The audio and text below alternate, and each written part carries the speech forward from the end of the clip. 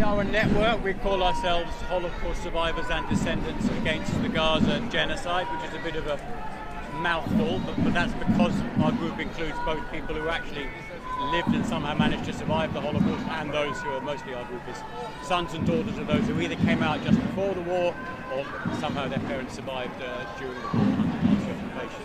And we're very much against genocide, and we're certainly against the genocide supposedly in the name of Jewish people, which is what's happening in Gaza at the moment. Thank you.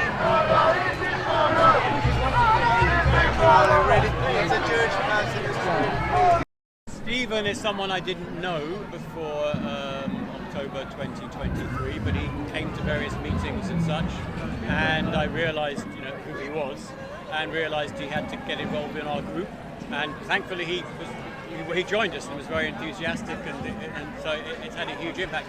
Obviously, the difference between Stephen and the rest of us is the rest of us are merely people who are sons and daughters and grandchildren of Holocaust survivors. Stephen is not only a survivor, but someone who was old enough to remember what happened to him under occupation. And so he was 7 years old in Budapest towards the end of the war and has very clear memories of what happened.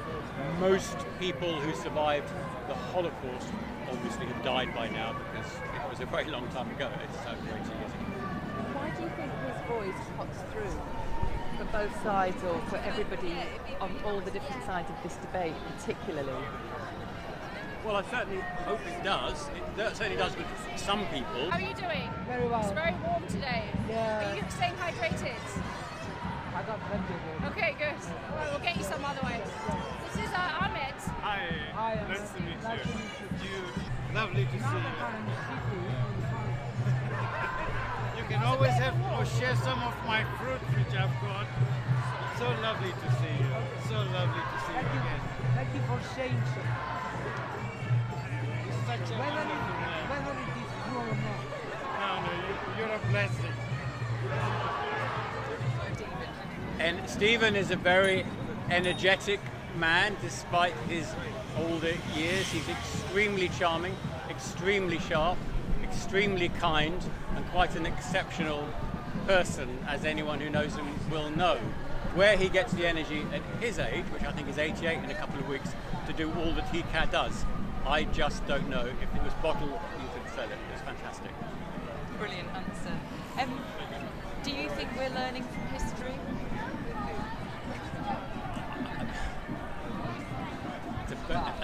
No, it's the simple answer. The more complicated answer is I don't think any of us learn anything from history just by reading books, and I love reading history books. I'm a bit obsessed with it.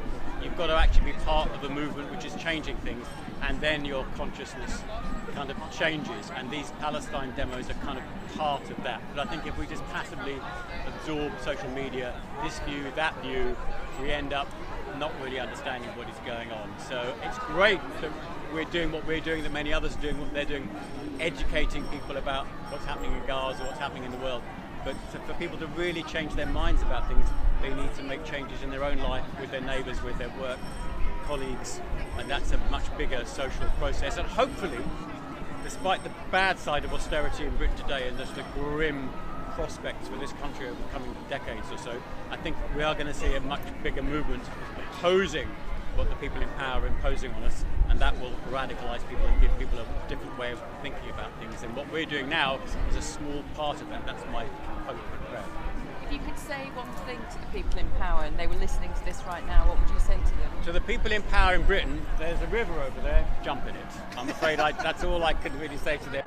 I don't think we should have any hope in such people or what they do in that building. The hope is in the millions of people in Britain going on demonstrations, protesting, going on strike, creating a social movement that liberates us all, because the whole world needs to be liberated from the remnants of the British Empire. That's what we're seeing in Gaza and other parts of the world. But also the British people need to liberate themselves from this utter mess we've got into, where something called the Labour Party, set up by the trade union movement, is doing all it can to support the most primitive, crude, divide and rule British Empire policies that were originally implemented by Churchill and others 100 years ago. That is not the role of the British Labour movement. It should be something else, surely.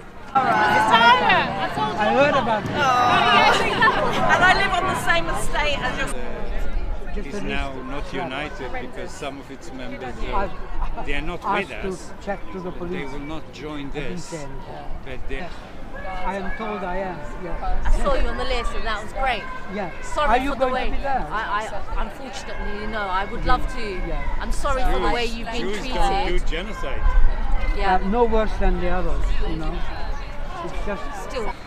Stephen's testimony is amazing because he had the strange privilege of being old enough to remember what he saw in the war, but still having kind of naive confidence in his parents and adults to save him. So he's not as traumatized as my father and other survivors were. So he's clear about what happened in a way that is absolutely magnificent. He also has a natural and education intelligence as well, and he puts it all together. And anyone who's seen him interviewed on YouTube or wherever will be absolutely amazed at the way he puts it all together. And also, more than that, he came through the Hungarian Revolution 1956. He was in the Labour Party. He knew Keir Starmer in the Labour Party, and he has some understanding of what's happening in Israel because he has relatives over there. So there are very few people who have all that knowledge put together, and he's one of them. Please listen to Stephen. So, Stephen, where are we and why are we here? Well, we are close to Westminster and the Big Ben. The termination for us, for our group, of the march. Others may be moving on, and we are here for expressing solidarity with the people of Gaza and Palestine and West Bank, and we always come as the group of Holocaust survivors and descendants to disprove all the lies that repeatedly advanced by the right and sometimes the government itself, that all Jews as a homogeneous group support what Israel is doing, which is untrue.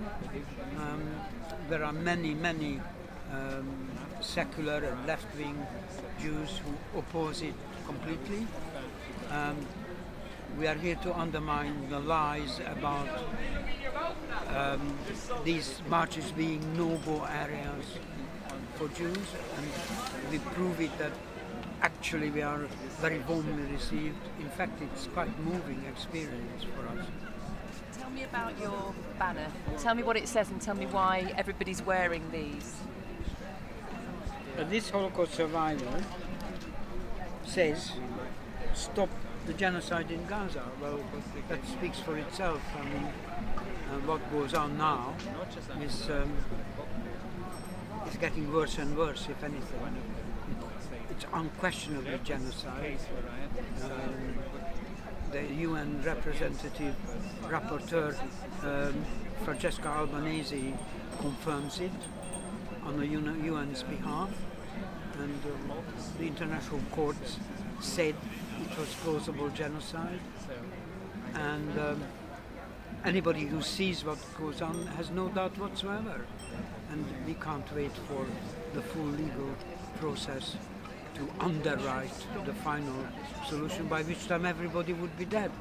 I think as it is happening, and if it looks like genocide, we got to be counted and stand up against it. Otherwise, we acquire complicity and guilt, and I think many people will regret, particularly the press, who don't speak out against it. Tell me what it's been like today. Is this the biggest demo and what's the atmosphere? Well, it's much bigger than the last one, and I think it's due to a combination of things. Last time I think there was a competing holiday close by, people away, and the weather was not as good as it is today. And I think it's absolutely wonderful today. I think there are multiple hundreds of thousands. I wouldn't be surprised if it turns out to be 500,000 turned out today, and the atmosphere was very enthusiastic, and it is to some extent a reaction to the inhumanity of what is going on from a mass killing. It is now almost a sadistic mass killing when you bomb people in flimsy tents and so on. out in the open virtually. It's unbelievable. And I think people realize that it's not much they can do, but one thing they can do is to come and join. And I hope it's going to grow. Yes. Why is it? Tell me, why is it important for us to keep turning up and keep? Well, I think a lot of people say that well, there are no visible results, but there are invisible results because just the growing numbers themselves are a huge pressure on the government.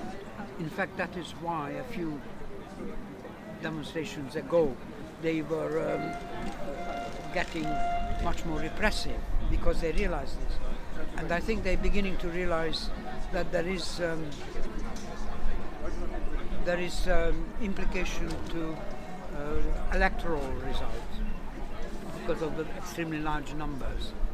And I think the last elections began to show that with independents standing and winning unexpectedly in many constituencies.